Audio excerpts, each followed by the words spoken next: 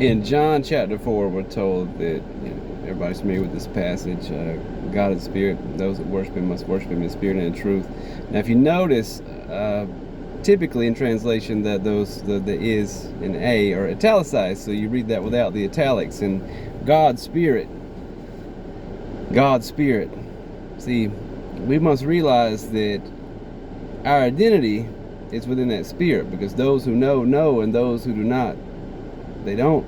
That's why Christ said, the wind lie where it listeth.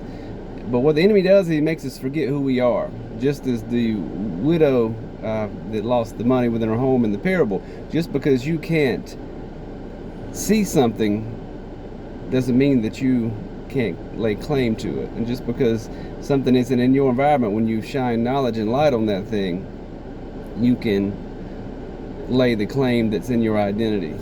But the problem is many people have been given opinions, and we've been told how to think. We've been programmed, we've been indoctrinated, we have been caught up in churchianity, as I heard another brother share, and I've adopted that term since then. But churchianity, and we don't overstand because we have no idea who we are, because what has happened is building that lack foundation, which is the agenda of the programming that these institutions want to do, build atop their own opinion. So there's no foundation there. There's nothing there but his story, but not the creator's story. But that spirit within you is that's that part of the creator within you. That's that breath of life. That's that he made. Not everything has that spirit. All living things have a soul. That's what animates. That's what gives life. But not all have that spirit. And we have to realize that, and we have to know that, because that spirit is our identity.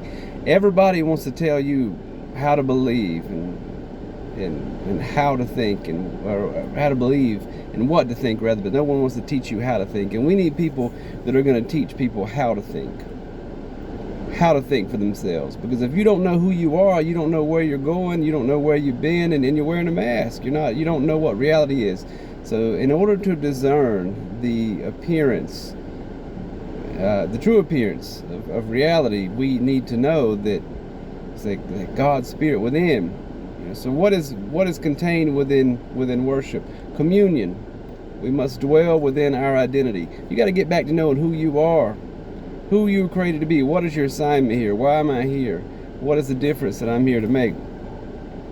Don't let your intellect, that is a product of self-centered desires oftentimes, and combined with the conditioning and programming of the world, don't let your intellect override that spirit, because many people only listen to the soul and only listen to the intellect, but they never listen to the spirit, that which created them, and thus that which is the truth.